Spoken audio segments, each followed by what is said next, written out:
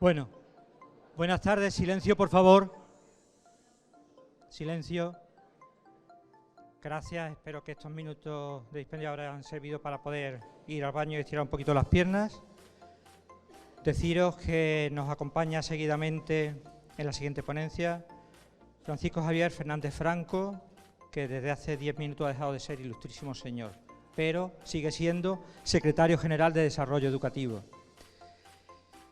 Francisco Javier viene del mundo de la psicopedagogía, del profesorado, ha pertenecido al cuerpo de inspectores de educación y ha tenido diferentes responsabilidades de coordinación en actuaciones y grupos de trabajo especializados en el área estructural de evaluación del sistema educativo.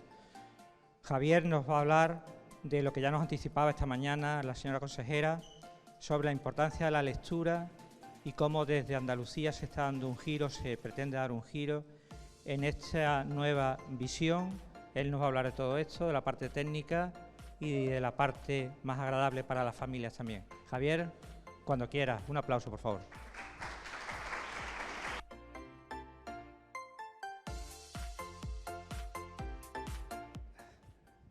Vamos a ver. Vale. Se ve aquí, pero no se ve ahí. No sé yo si tiene que haber sincronía o... Ah, vale, perfecto. Bueno, pues buenas tardes a todas, a todos.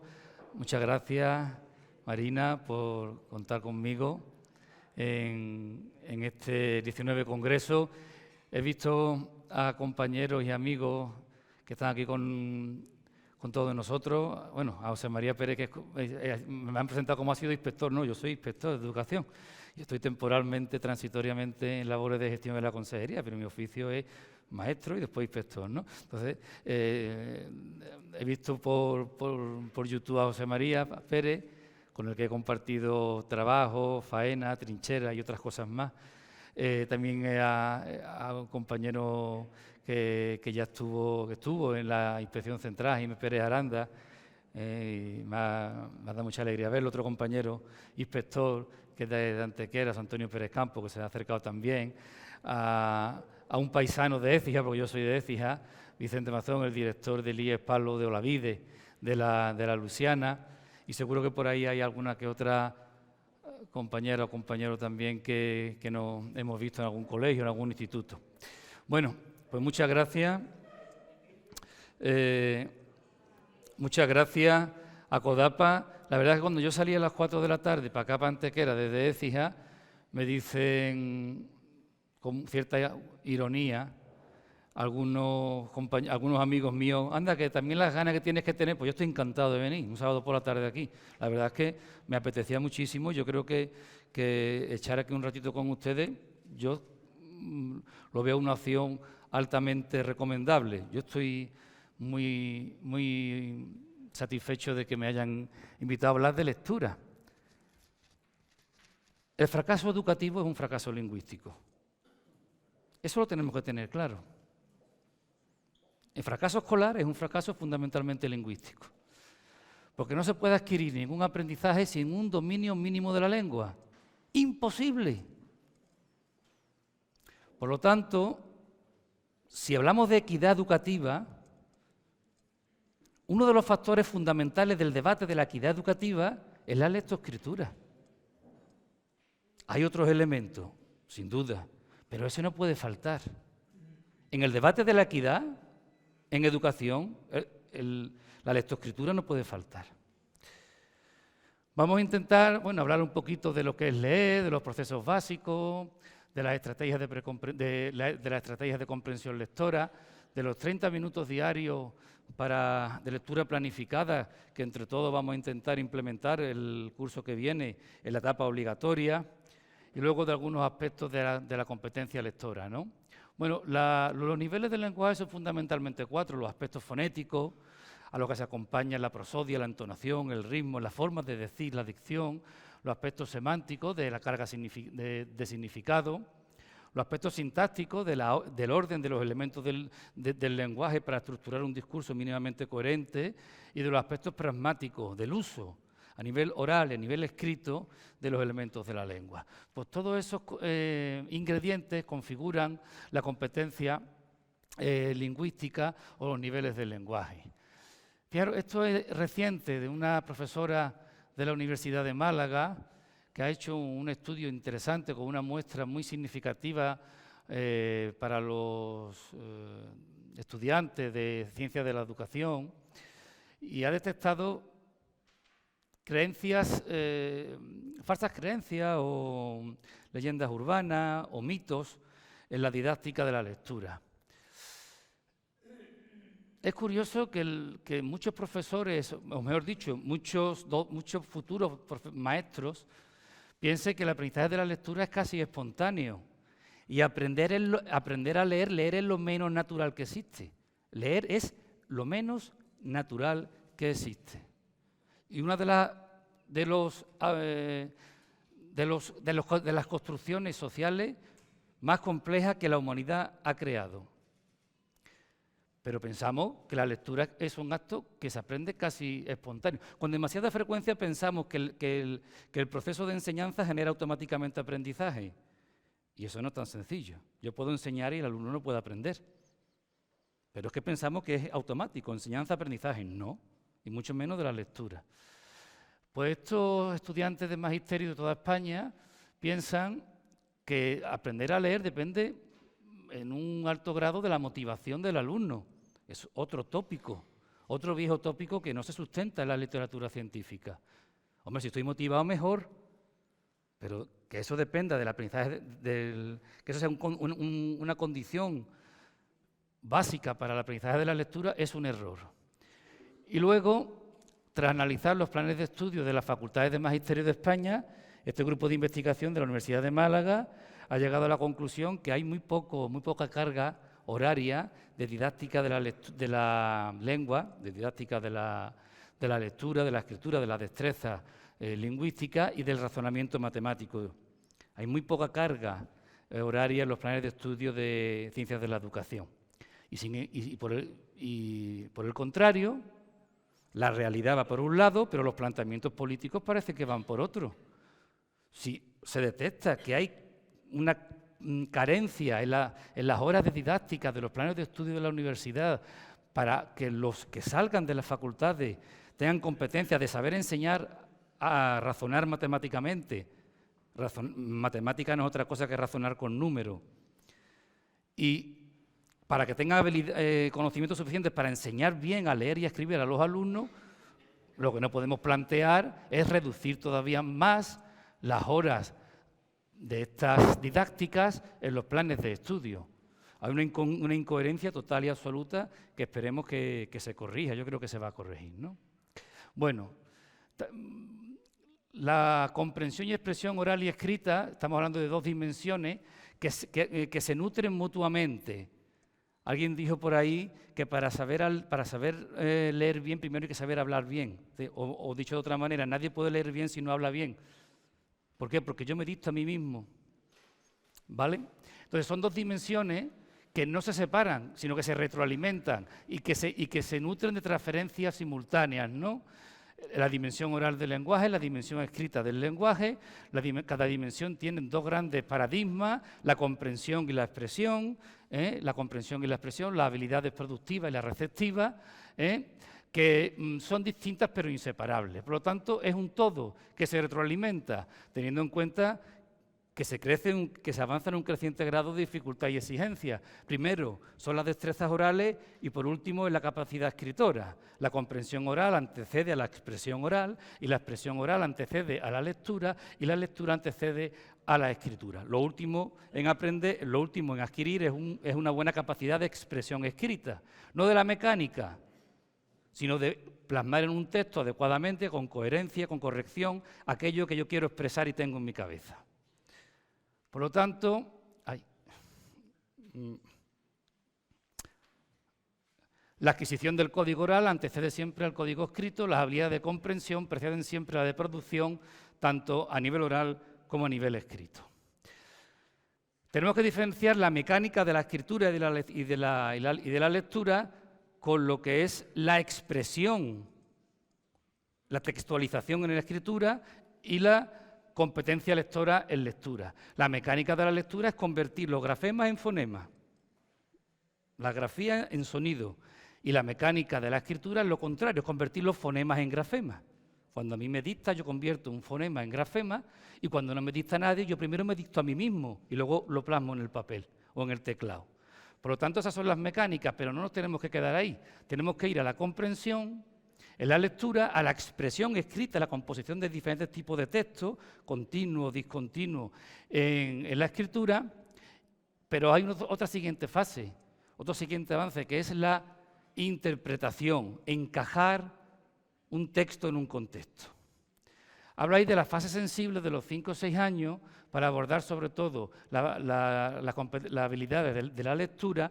Las fases sensibles en psicología son aquellos periodos en los que el organismo está especialmente predeterminado para adquirir un determinado aprendizaje o habilidad. Si durante ese periodo no se producen estimulaciones, pues se pueden producir regresiones, en algunos casos de difícil retorno. Por eso, a los 6 años, históricamente, se ha comenzado con la instrucción directa de la lectura, por las características psicoevolutivas de los alumnos, por estas fases sensibles en el desarrollo de los niños, ¿no? ¿Qué es leer? Bueno, leer, lógicamente, es la llave que nos accede a cualquier tipo de conocimiento,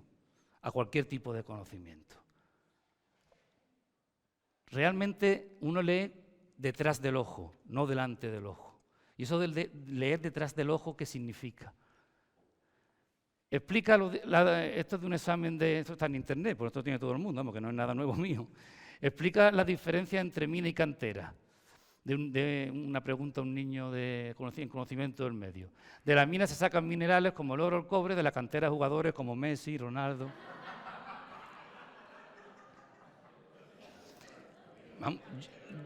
Si este es mi alumno, yo le pongo un 10, porque ¿qué ha hecho el alumno?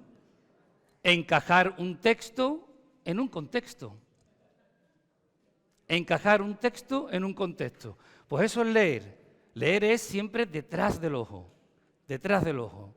Es la capacidad o habilidad de integrar e encajar un texto en un contexto. ¿De acuerdo? Bueno, esto está tomado de un asesor, excelente asesor del C de Lora, Carlos Jurado. Cuando yo empecé en esto del magisterio, pues aprendí bastante de él. ¿Y qué es escribir? Pues escribir no es la mecánica de convertir el fonema en grafema. Escribir es ser capaz de textualizar con precisión, con exactitud, con eficacia, aquello que yo quiero comunicar. Por lo tanto, escribir se circunscribe, escribir bien, a la capacidad de comunicar con un código escrito. Y habrá un antes, un durante y un después de la escritura, ¿vale? Como también habrá un antes, un durante y un después de la lectura, después lo comentaremos. Está tomado de Daniel Casani, otro de los principales autores en España de la competencia lingüística. El proceso lector se organiza en 4 grandes fases. Lógicamente, el input de entrada, perceptivo, visual, los procesos léxicos, los procesos sintácticos y los semánticos. Los sintácticos y los semánticos son los superiores, porque son los más complejos desde el punto de vista neurológico. El proceso perceptivo en algunos casos es automático, en otros no, si hay algún tipo de dificultad o problema. Y el proceso léxico es el proceso de acceso, ahora lo vamos a comentar, de acceso a la información. Los procesos perceptivos, bueno, pues movimientos sacádicos, de izquierda a derecha, las regresiones, que son los contrarios, de izquierda a derecha, en fin, todo aquello que implica un input por el sentido de la vista. La memoria icónica es muy importante, la memoria visual. Al entrar el input lo pasamos rápidamente a la memoria a corto plazo, a la memoria de trabajo, que analiza esa información con lo que ya tiene en su memoria a largo plazo, hace un contraste. Y eso es percibir. Percibir es contrastar lo que me llega en mi memoria a corto plazo con lo que yo tengo en el armario de mi memoria. Entre chocolate y cerveza, ¿cuál de los dos leíste mal? Pues los dos. Los dos están mal escritos, pero todo el mundo ha leído chocolate y cerveza. ¿Por qué? Porque en nuestra memoria a largo plazo, en el armario de nuestra memoria, tenemos este léxico. Y da igual cómo está escrito, que yo leo chocolate y cerveza. Los procesos léxicos, los procesos identificar las letras, las palabras, y accedemos a través de dos formas, de dos vías, la vía rápida y la vía lenta, la autovía y la carretera comarcal. La vía rápida es la ruta léxica, visual, directa. Lo que hemos hecho antes, hemos visto chocolate y cerveza. ¿Por qué? Porque yo tengo en mi engrama, en mi huella, en mi memoria a largo plazo, ese vocabulario organizado en sus diferentes categorías. Mientras que la ruta fonológica es la lenta, porque yo tengo que ir convirtiendo cada grafema en su fonema, cada letra en su sonido. ¿De acuerdo? Ambas rutas se complementan en la didáctica de la lectura. Ambas rutas se complementan en la didáctica de la lectura. Pero para ganar eficacia con los niños, la ruta que hay que trabajar es la fonológica. ¿Y por qué? Porque el castellano es un idioma transparente.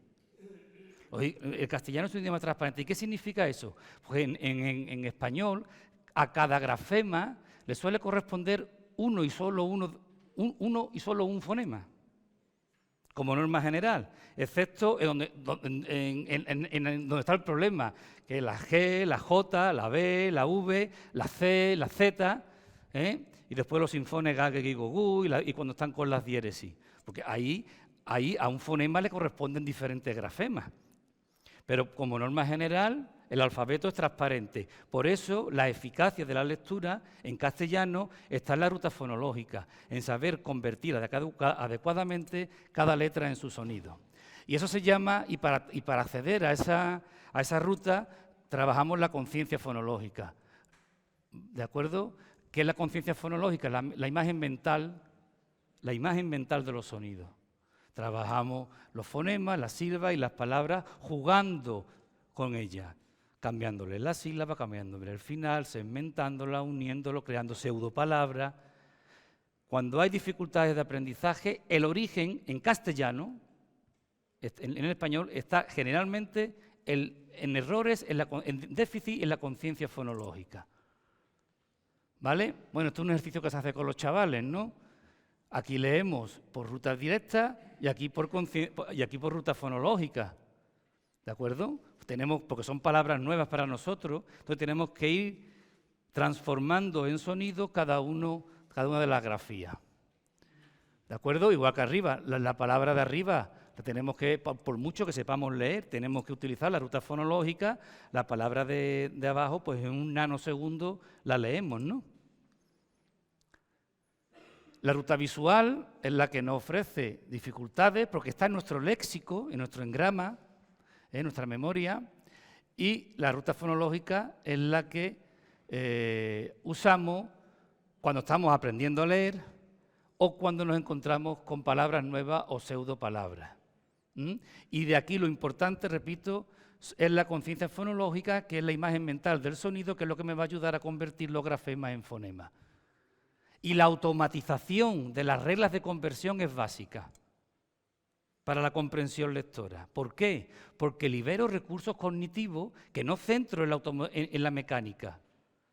Al tener yo automatizada el chaval, el niño, automatizada las reglas de conversión, los recursos cognitivos no los utiliza en la mecánica, los utiliza en la comprensión, en la reflexión, en el análisis, en la hipótesis.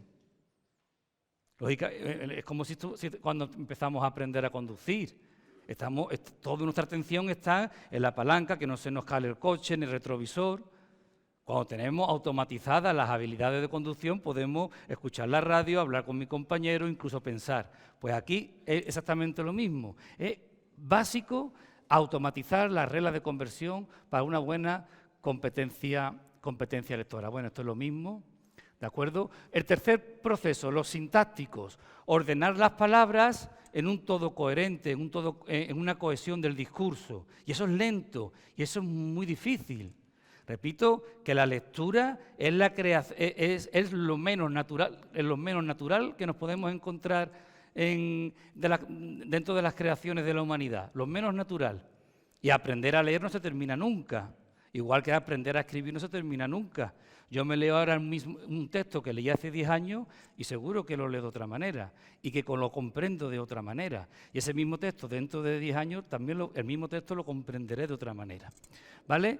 Pues organizar las palabras en un todo coherente, en orden, en el significado, en los signos de puntuación, las palabras funcionales, los enlaces, las preposiciones, todo eso es un procedimiento lento, pero imprescindible para poder comprender lo que está uno leyendo.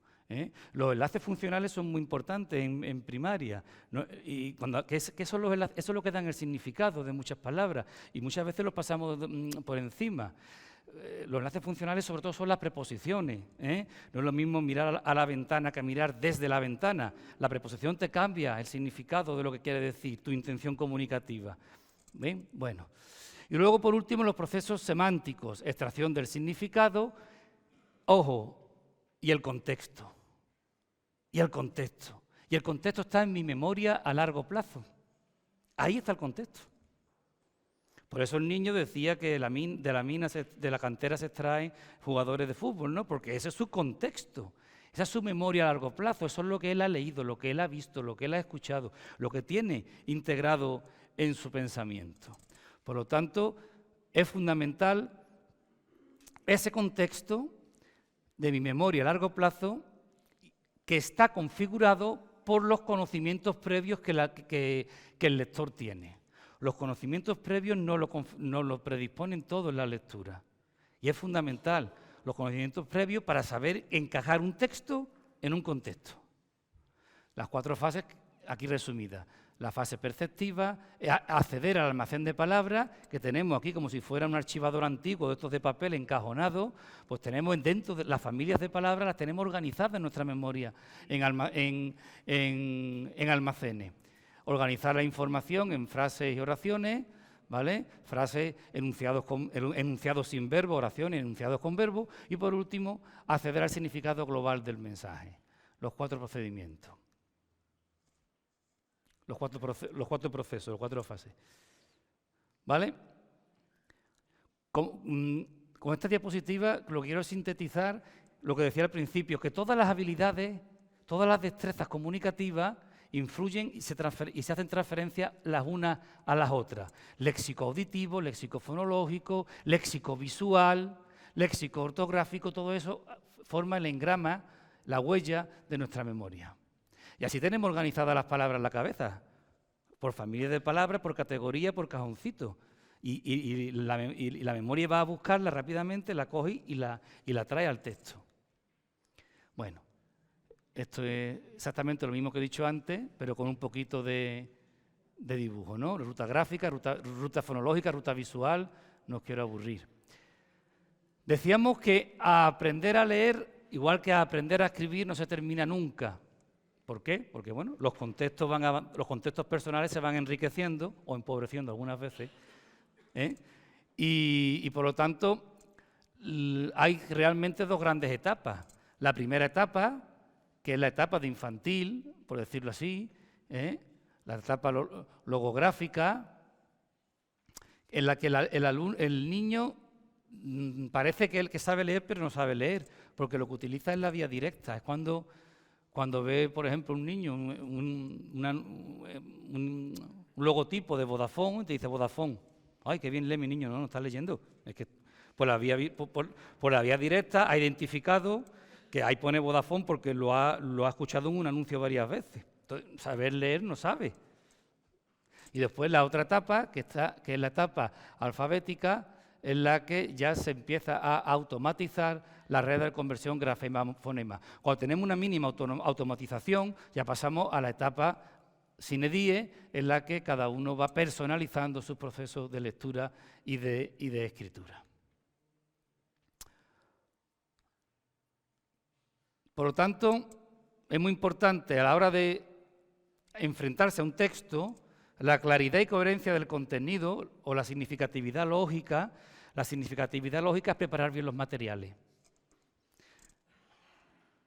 La segunda condicionante, el tipo de conocimiento previo o la significatividad psicológica, es decir, que yo le pueda dar un texto a un alumno adaptado a sus características psicoevolutivas y al conocimiento que se le presupone. ¿vale?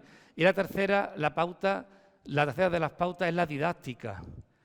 Con demasiada frecuencia, bueno, no sé si con demasiada frecuencia, eso es un exceso mío. Con frecuencia atribuimos dificultades de aprendizaje cuando de lo que deberíamos estar hablando es dificultades en la didáctica, en la forma de enseñar, en la forma de programar, de planificar, de secuenciar, de temporalizar.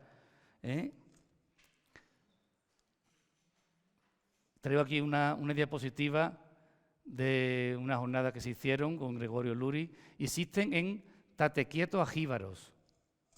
Yo creo que sé leer, imposible, yo no me voy a enterar en la vida que lo pone ahí. ¿Por qué? Porque no tengo contexto. No tengo contexto. Yo digo, bueno, no hay ninguna palabra, no hay palabras, no hay nombres propios, porque no hay mayúsculas. Y por mucho que lo busque en el diccionario tampoco, porque no tengo el contexto. El diccionario muchas veces no nos sirve para comprender una palabra, porque si no tengo conocimientos previos, no tengo contexto, si no uso la palabra, no comprendo esa palabra, por mucho que la busque en el diccionario.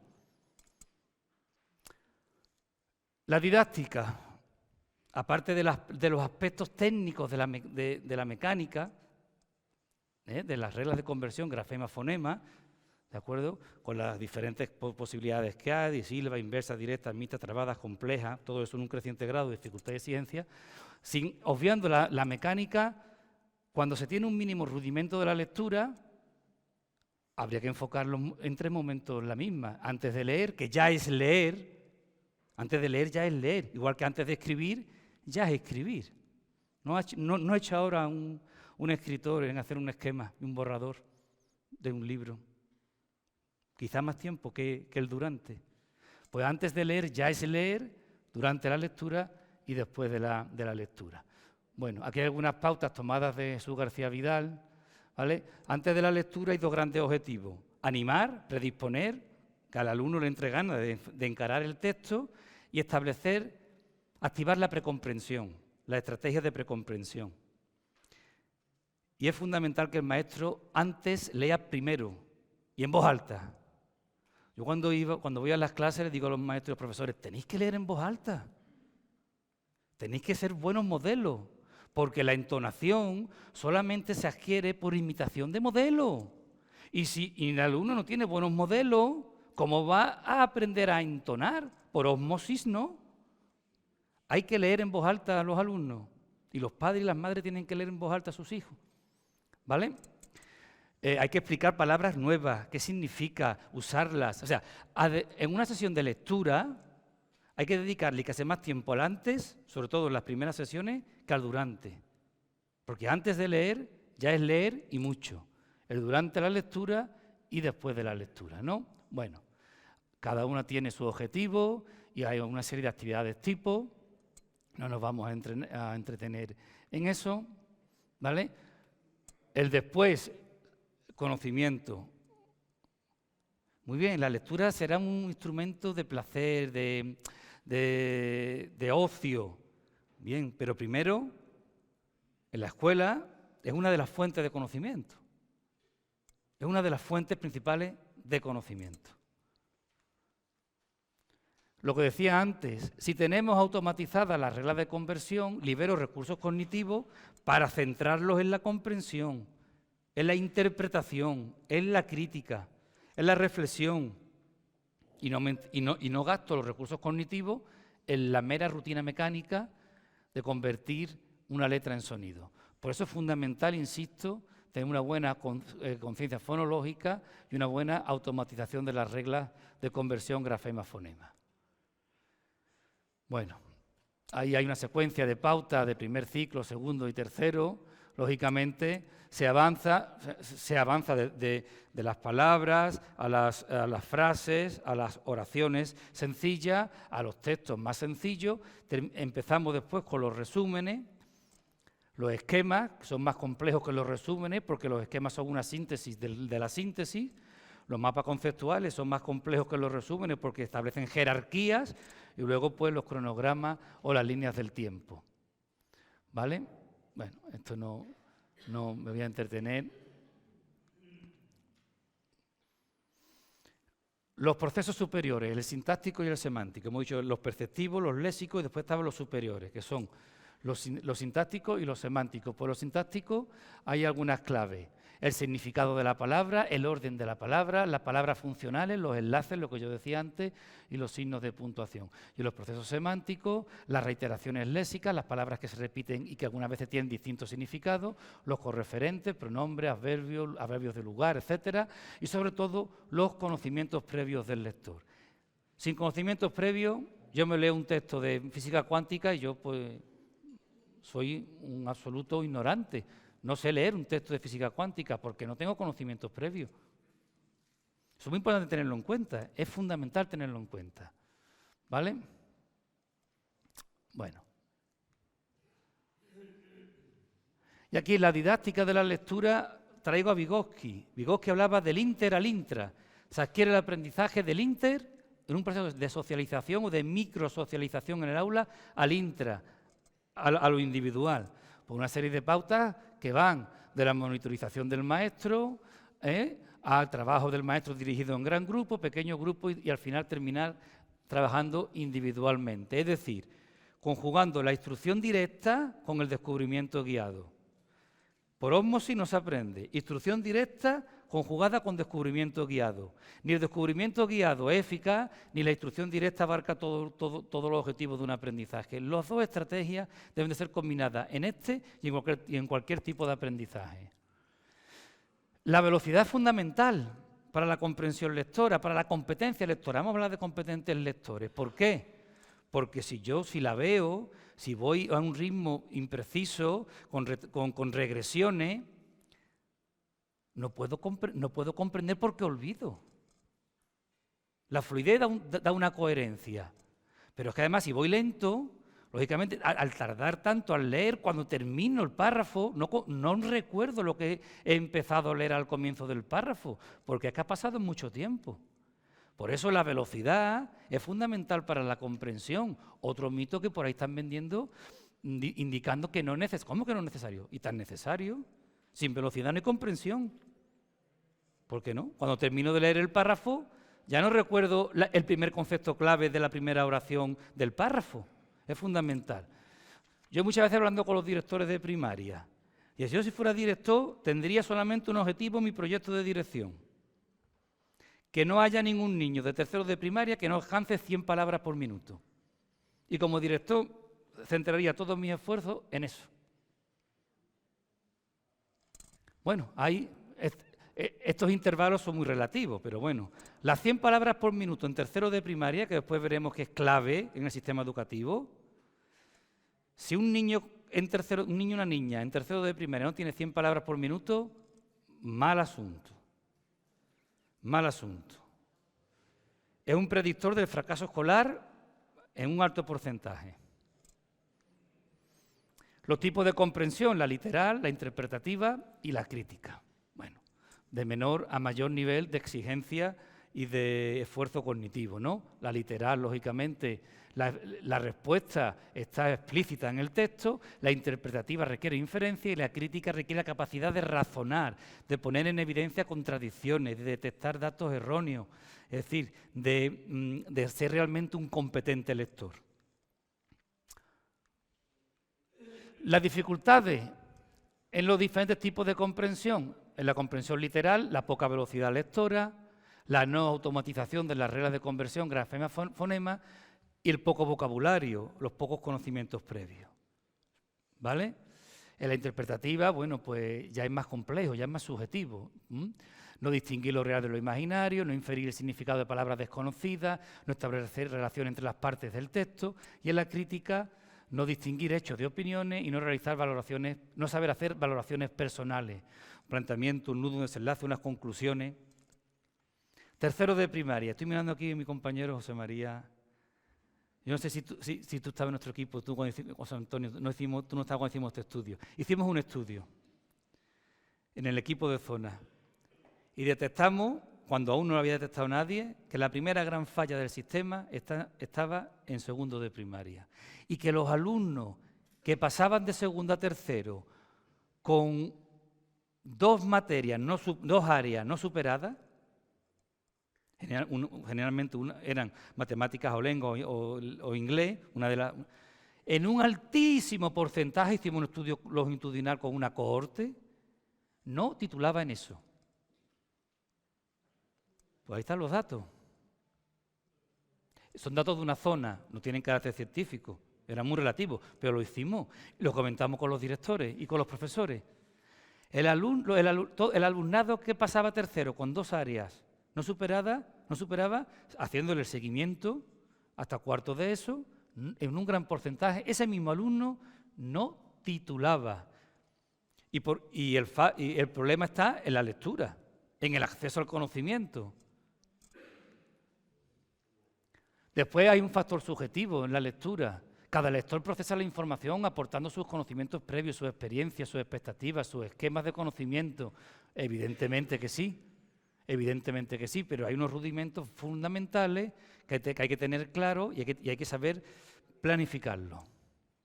Los tipos de textos, fundamentalmente, hay 4, los digitales en sus distintas variantes, los continuos, los discontinuos, los de entrenamiento.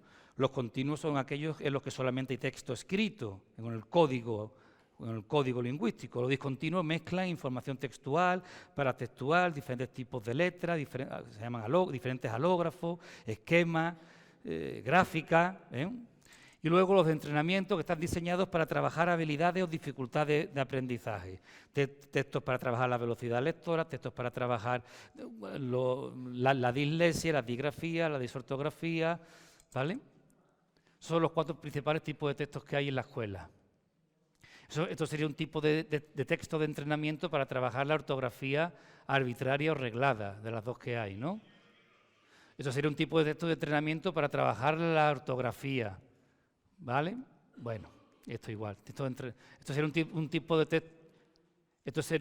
texto de entrenamiento para trabajar la conciencia fonológica y prevenir un poco prevenir la dislexia. Bueno, pautas para los textos continuos, narrativos, descriptivos, expositivos, argumentativos, poéticos. Cada tipo de texto tiene sus peculiaridades y tiene su didáctica singular y sus aspectos propios, ¿no? Textos de corte científico, textos periodísticos. Bueno, deberíamos leer todos los días un poquito, igual que deberíamos de escribir todos los días un poquito. Yo tengo un amigo ya muy veterano, un buen poeta de Écija, que me llama y dice, de vez en cuando dice, ¿has escrito hoy? Digo, no, dice, y me chilla, dice, voy muy mal, hay que escribir todos los días. Pues hay que leer también, deberíamos de leer todos los días un poquito y escribir todos los días un poquito. Y ahí entroncamos con una orden expresa de la consejera. Tenemos que llevar la lectura planificada a la educación básica.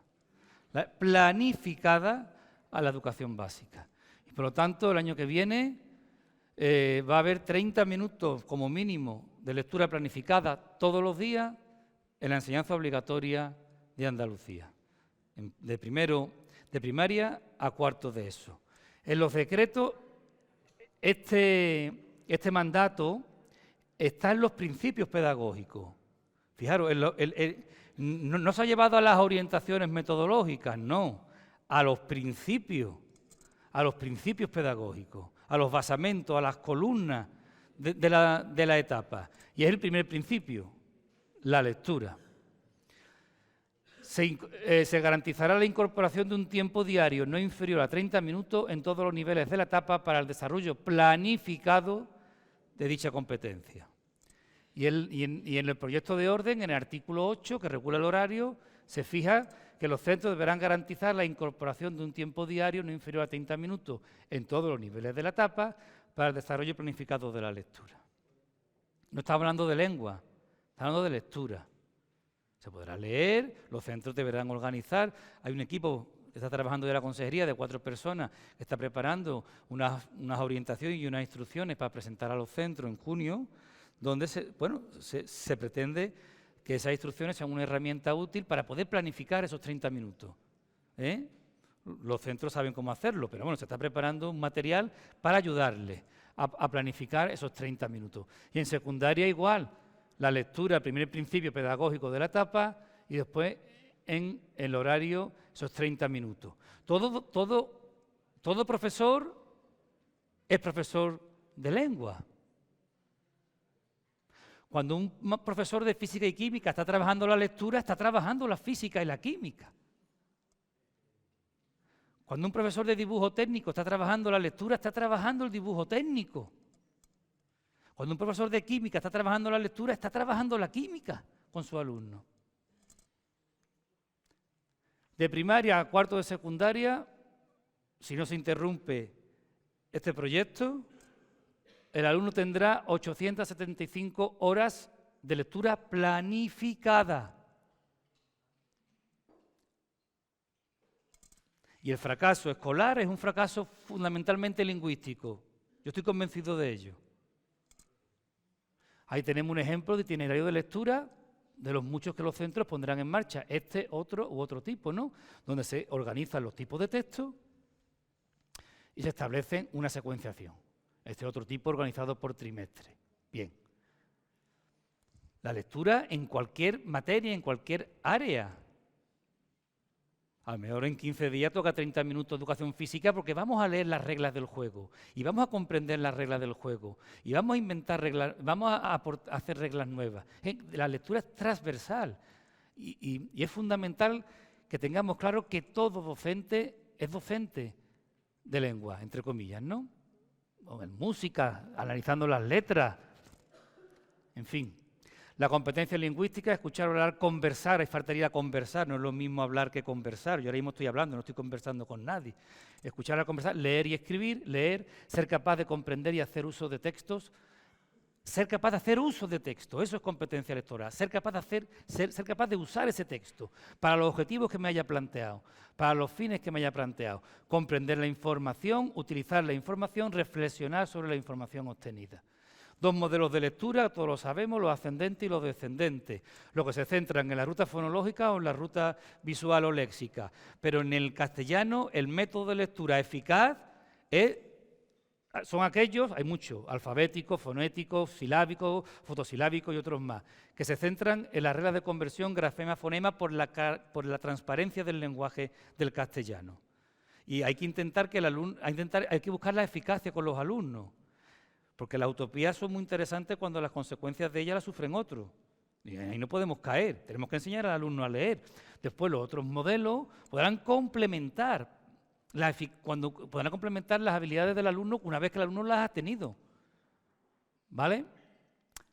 Implicar a las familias para la lectura en casa. Fíjate qué foto más bonita. Un padre con un niño de 8 o 9 meses está enseñándole un libro sin texto, solamente para lo que se llama libro para neolectores, ¿no? Pero este niño no puede ser todavía ni neolector, siquiera porque tiene 8 o 9 meses. Fijaros, he apuntado una cosa de la importancia de esto, de varios estudios internacionales. Las familias de nivel sociocultural alto proporcionan a sus hijos 2.150 palabras, vamos a poner 2.000 palabras, por hora. Los niños escuchan 2.000 palabras por hora en las familias de nivel económico alto, cultural alto. Y entre 30 y 32 afirmaciones y 5 prohibiciones por hora. Las familias de nivel medio, los hijos de estas familias escuchan sobre 1.250 palabras por hora y 12 afirmaciones y 7 negaciones. Y ahora nos vamos al estrato más bajo de nuestras sociedades, las familias más vulnerables. Los hijos de estas familias escuchan 650 palabras por hora y la mayoría muy repetidas. Es decir, no hay un amplio abanico léxico, sino que se repiten palabras comodines y con poca riqueza. Y 5 afirmaciones y 11 negaciones. Por eso decía yo que cualquier debate educativo sobre equidad que no sitúe la lectoescritura en ese debate yerra en el diagnóstico. Bueno, las dificultades están en el sujeto que aprende o en la didáctica que se emplea. ¿Vale? Los hemisferios del cerebro, el hemisferio izquierdo, el hemisferio de la lógica, del razonamiento, y el derecho más de la creatividad y del pensamiento más divergente. Ya estoy terminando, no quiero aburrir. Y en esas dificultades La dificultad de aprendizaje de la lectoescritura más extendida es la dislexia, que es una dificultad en la lectoescritura o en la lectura o en la escritura o en ambas, pero como hay transferencia, pues generalmente si tengo dificultades en lectura, la tengo en escritura también, porque hay transferencia mutuamente de estas dos habilidades y esas dos destrezas. Las posibles causas ya las hemos analizado, no me quiero extender, además me han dicho ahí que me quedan 2 minutos. ¿Vale? Habrá que atajarla a nivel individual, a nivel de aula y a nivel de centro, teniendo claras las prioridades, coordinando el trabajo y no distrayéndonos de lo importante. Saber diferenciar lo importante de lo superfluo. La categoría de la anécdota. Eso es fundamental en los centros. Tener un proyecto educativo. ¿Proyecto educativo qué es? Saber lo importante para mis alumnos. Lo otro llegará o no llegará, pero lo importante lo tengo que tener claro, ¿no?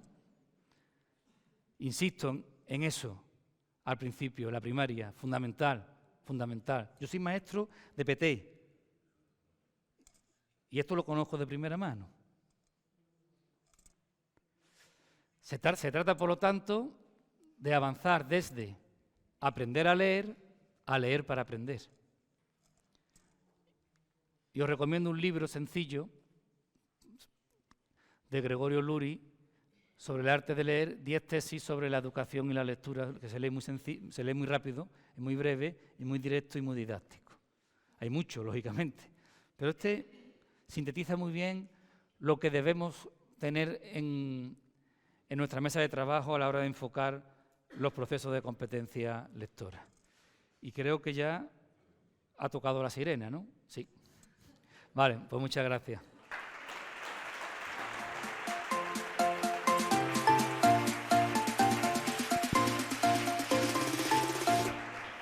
Bueno, ya anticipamos de esta mañana que iba a ser muy interesante. Hemos cumplido las expectativas y nos han dado las claves de por qué este cambio en Andalucía va a ser fundamental. Gracias, Javier. Pero no habéis aburrido mucho. Estamos para aprender. Bueno. Si no estaremos en la playa. Gracias. Venga.